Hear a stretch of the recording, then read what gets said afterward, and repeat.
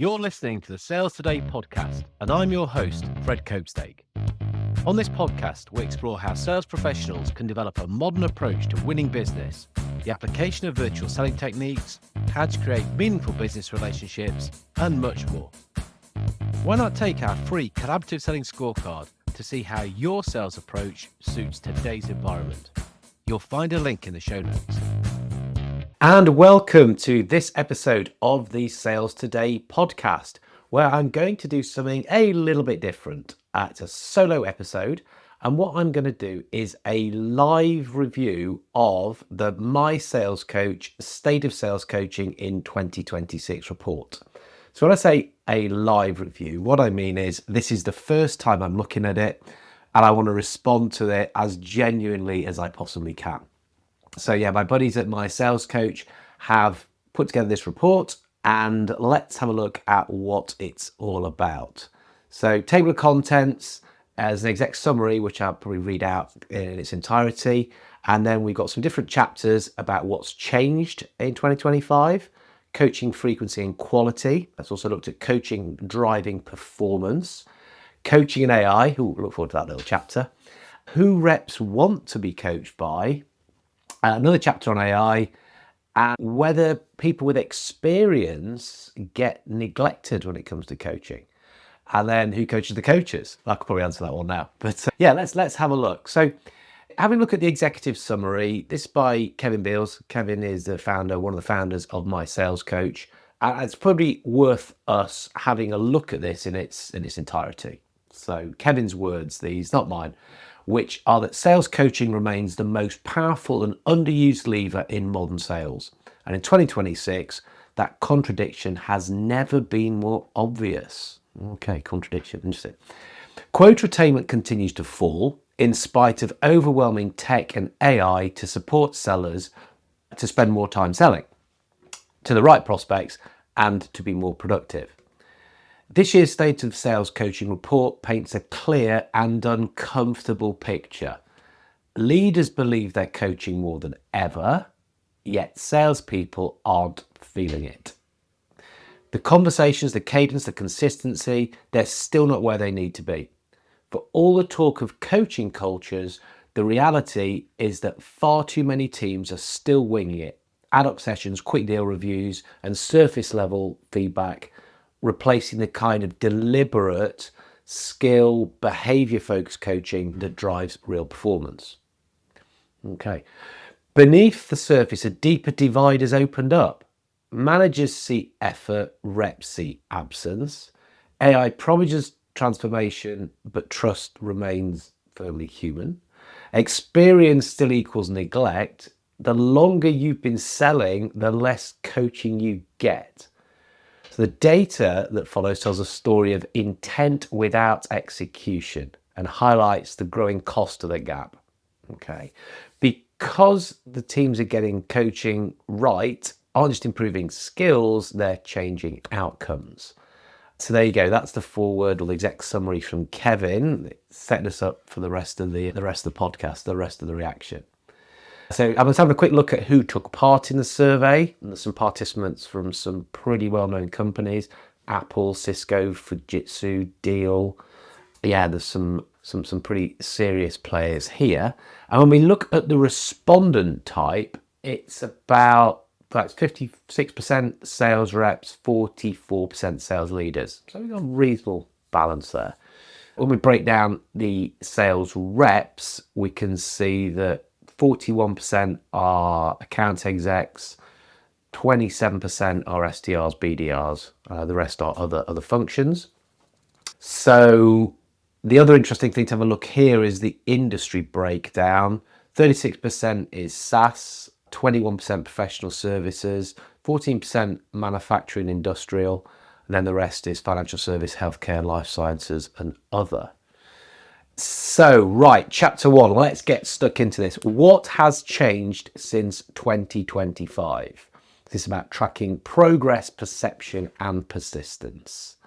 And the question was, how much time do you dedicate to coaching compared to 12 months ago? And it is saying in 2025, 29% of sales reps rated the coaching they get as below average. In 2026, 45% of sales reps rated the coaching they get as below average. So we've had an increase in the number of people who are feeling they're not getting what they need. Okay, not a good start. Yeah, I'm not sure how to respond to that. It's like, could do better would be the school report on this, wouldn't it? We're just not giving people the stuff they need to get better at their job and to improve results. That already doesn't make sense. So, yeah, not so good. Now, whether this is people are becoming more aware of coaching, the difference it makes, the expectation levels have risen, could be that, or maybe it's just not happening. Yeah, certainly want to investigate that, and yeah, could do better is my main kind of comment on that. Chapter 2, this talks about the coaching frequency and barriers to coaching. So this is about the foundations. And what this is saying is that the foundations aren't solid. Yeah, we're building a house on sand. Biggest reason, leaders' biggest barrier to coaching is lack of time and bandwidth. 32% of people are saying that's the main reason. So what, nearly that's a third, isn't it? Lack of time. What are people doing instead? What is it that is considered more important to use our most valuable resource, which is time, than making someone better at what they do or helping someone get better at what they do and kind of doing the stuff which impacts on performance? So managers are there to achieve results through people, but it seems as though they're not doing the stuff which is going to drive those results. So yeah, that's a bit of a damning statistic. I'm looking at some of the other things on there. I think it's 14% saying that the team is unmotivated, so they probably don't even want the coaching. Again, there's a lack of explanation going on there, isn't there, as to why this can make a difference. I know in sales we love the analogies with elite sport, but I mean, you look at elite sports people and they're constantly coached. It's every single day. They play the game once a week. They're coached every day, and most of them will have a number of coaches. Yeah, top performer, international team. They will have coaches for different disciplines. So yeah, now that I'm looking at the numbers here, which is how often are you coached, and 41% of salespeople are saying rarely or never.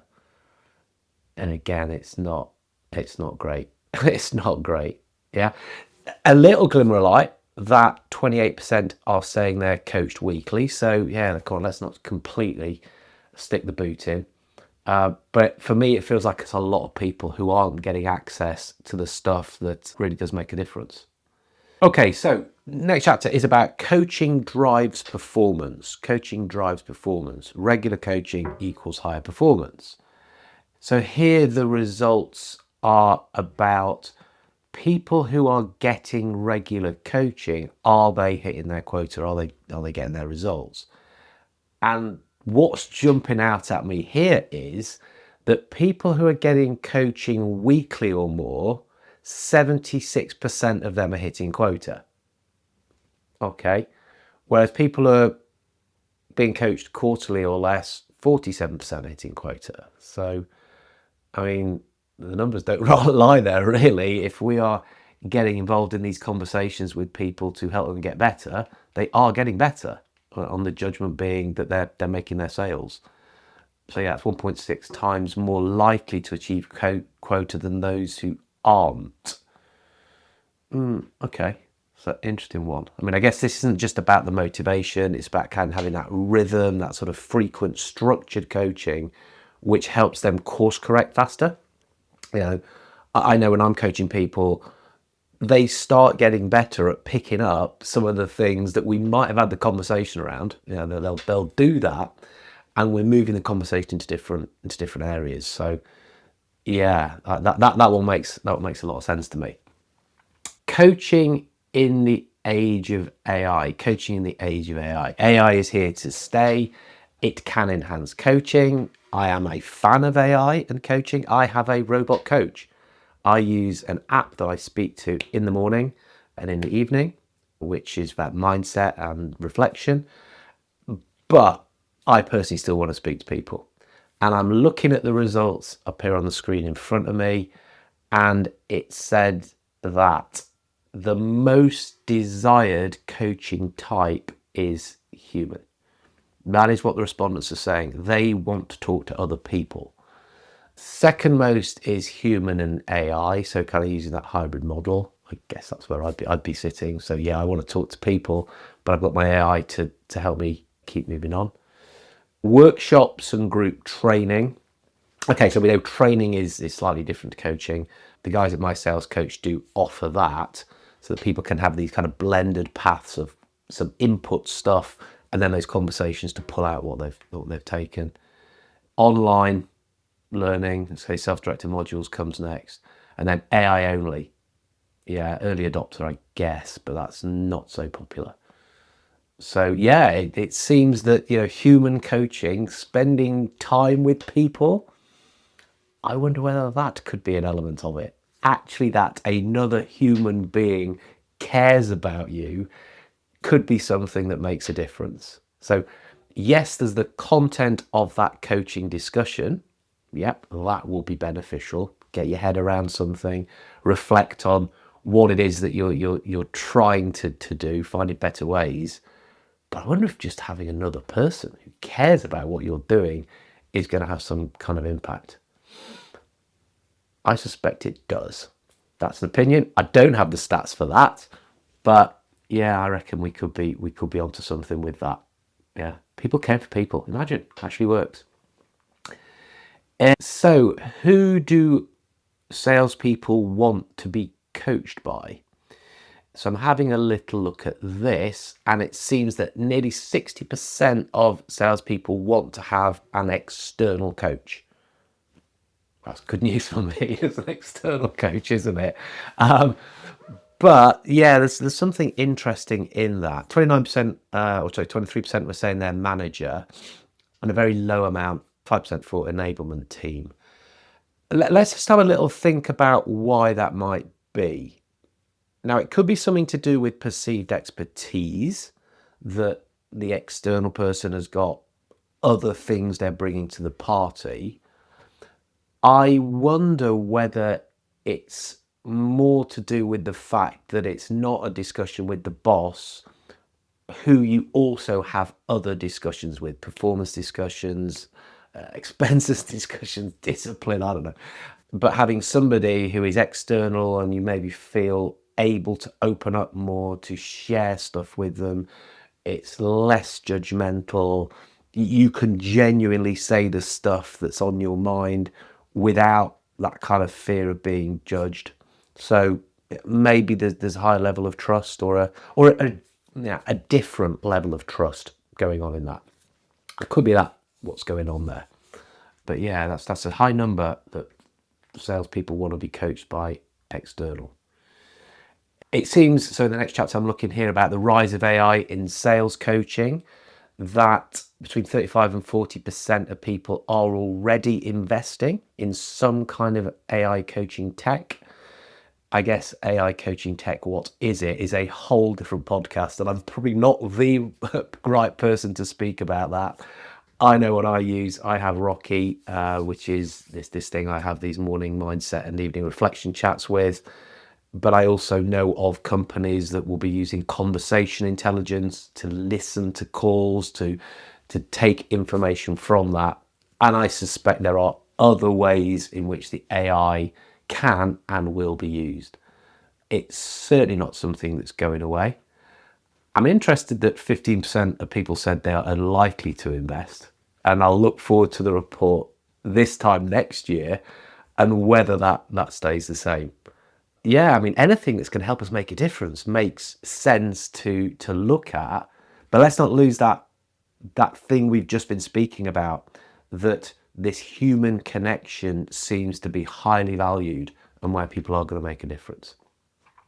So then we've got this thing about tenure, and people are saying they're experienced and whether that gets neglected or not. And what this looks like is that, in a nutshell, let's just go for the basic interpretation of this. Experienced salespeople are most neglected when it comes to coaching. Well, okay. Now, this could be partly because, and I've certainly met people like this, where they say, I'm experienced, I do not need this. We're sat on the kind of peak of Mount stupidity in the Dunning-Kruger curve, and that actually that is probably when you need it the most, because your confidence is very high, but the competence still is not that developed. So there could be bits of that the coaching is pushed away. That ain't great. What also ain't great is if companies are saying, yeah, well, they're doing okay, they don't need it, let's put the time and effort into somebody else. Yeah, why wouldn't we want to have the best people getting even better? Can't think of a good reason. Answers on a postcard. Send me an email if you can think of it. Think of a reason. Again, looking at the results on this in front of me here, it seems to be the people in mid-tenure, so 6 to 10 years. What it looks like is they are the hungriest for help, but they're also undercoached. Right. So yeah, let's pick up on that and just be very, very aware that people at that phase of their career, where they're perhaps ready to really be kicking on, they want coaching, they want to get better, but they're not necessarily getting that. And that could be where it's the coaching that is really making a difference. They've done training, they've had input, they've been told new stuff. I am a huge training fan. That is probably not a surprise to anybody listening. But equally, yeah, maybe it's the coaching that starts to take hold as being the stuff that makes the biggest difference. So yeah, we don't want to be neglecting them. Little one about, well, not a little one, just another chapter about who coaches the coaches. And so this is about managers needing mentorship too. What jumps out at this is that only 1 in 5 leaders say they have a coach. 1 in 5 leaders say they have a coach. So I'm trying to make sense of that one. Is it because they don't feel they need one? Is it because, I don't know, maybe there's that stigma of having a coach still, which again for me doesn't make sense, because it's like, no, top people have coaches. You would want to be having someone that you can develop with. Maybe they're not offered it. Maybe that isn't an option that's available to them. But of course you can still kind of do stuff on your own. Yeah, that's a kind of interesting one. I'm gonna have to look into that. Difficult for me to respond to live, which is the whole point of this. So yeah, perhaps I just need to get my head around that a little bit more. So, right, okay. What are the top themes then? What have we just been discussing there? Again, I'm looking at the report there. Kevin has summarised this. So Kevin's a top chap. His summaries will do for me. Let's have a little look at this then. So, bang, point 1, regular coaching leads to higher performance. Those being coached on at least a weekly basis have a much stronger chance of hitting quota. Compelling reason to be coached, I'd say. What's the second point? Number 2, the majority of sales leaders believe they're coaching more than last year, but the salespeople aren't feeling it. Right, okay, there is a mismatch going on here. We need to do something about that. Third point, tenured salespeople, people who've been around a little bit, are the most underserved when it comes to coaching, yet are some of the hungriest for more support.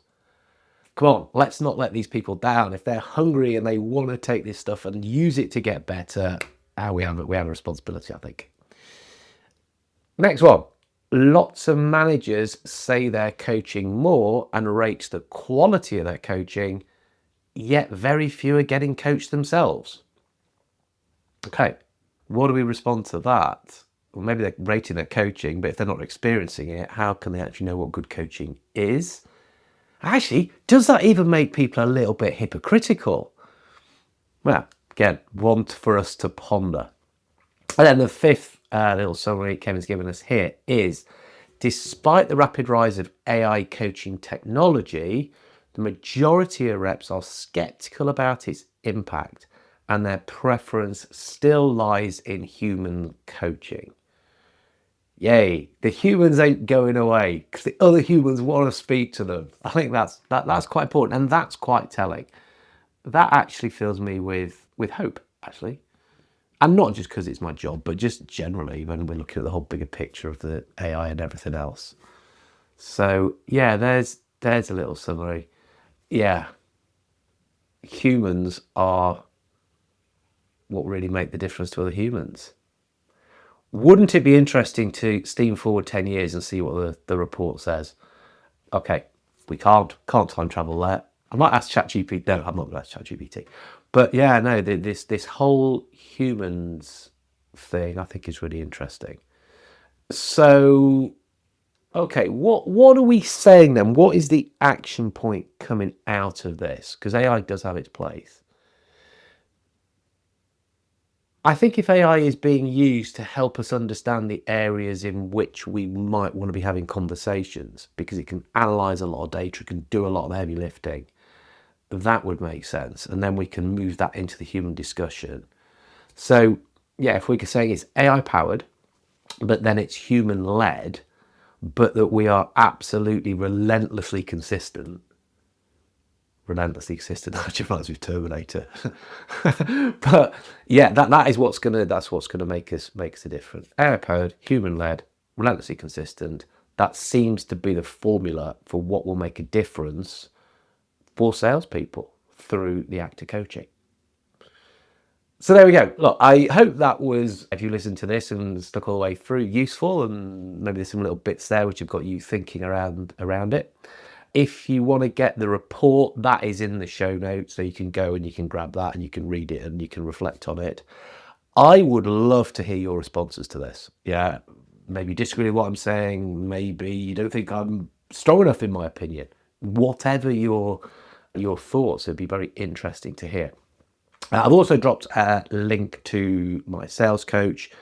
That is an organisation which is expert delivering coaching. Yeah, vested interest. I'm one of their coaches, but only one of them. There are many who are all expert in different areas, and they will match up, getting you the right fit.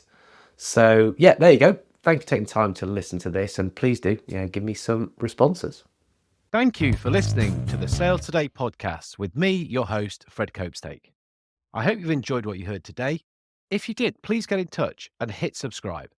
And remember, you can take the Collaborative Selling Scorecard for free to check out how your sales approach works in today's environment. You'll find it in the show notes.